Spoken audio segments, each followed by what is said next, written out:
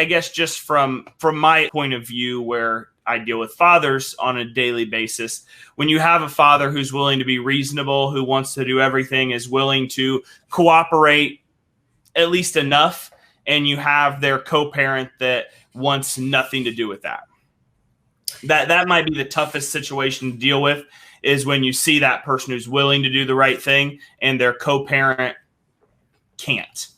That happens more often than not, right? I mean, don't you agree? I mean, that really does happen. And as lawyers, I think all we really want is and exactly what you talked about initially is some common ground. And how do we, because for me, when I start out with a consult, I'm okay. So let's just talk about what are the issues and how do we find a common ground? And that's the first conversation I have with them is, you have an issue with the fact that bio mom is not responding to your text messages, or you're not responding to, your request for access. And to me, it's like, this is not just your child. You should be sharing this child. It's hard. I mean, they come in a lot of the time and people think, unfortunately, they really do think that, I mean, a lot of parents think that they should take the action to preclude the other parent because they want to micromanage the parenting. They want to make sure that the child is eating right. They want to make sure that there's diapers or whatever. There's always, are they breastfeeding, or, all kinds of things that go on with raising a child.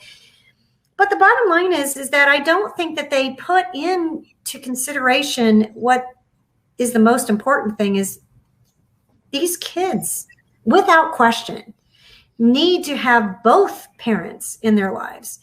And if they put that in front of everything else, if they realize that that's psychologically, emotionally, to me, that is the most important thing. Little girls need to have daddies for their self-esteem. That's where they get their self-esteem. I mean, if you look at the statistics, that's where our little girls get their self-esteem. I mean, my goodness, why preclude a little baby girl from having access to their dad? Why do that? I mean, if you just wake up and say, okay, I want to foster this relationship, that's the most important thing. That relationship with the co-parenting, the relationship with their kids. And, quite frankly, these kids would be much more inclined to be a part of every, let me make sure I'm clear on this.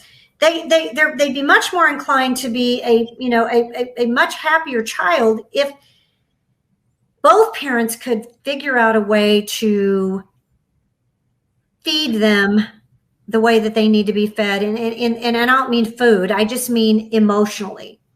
Mm-hmm. It's so hard. It's just so hard, especially when you come off of usually when they start in a case in a courtroom, they have a very there's usually some emotional situations going on. There's maybe some, bad blood.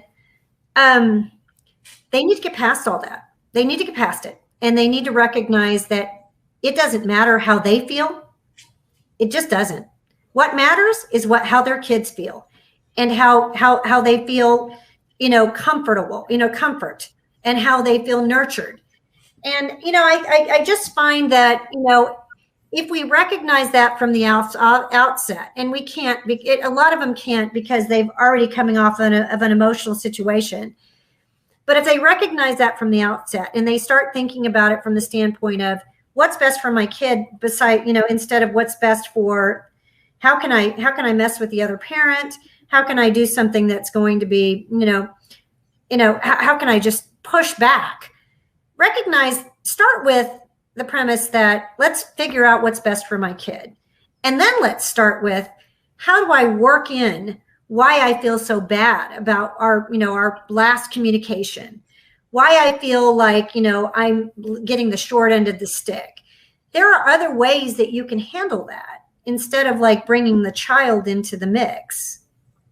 I may not be making any sense. I hope I am. No, you're making perfect sense. And I mean, here's the thing. We have 25 years worth of research data that shows that it's in the best interest, even if the parents aren't together, for them to have two parents actively caring for them.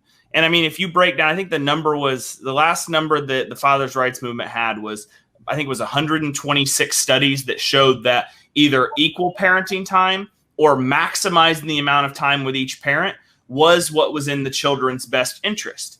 And you break it down even further into the Women's Law Center shows that mental health scores for women are better for women that share 50-50 custody than women that have 75% or greater custody.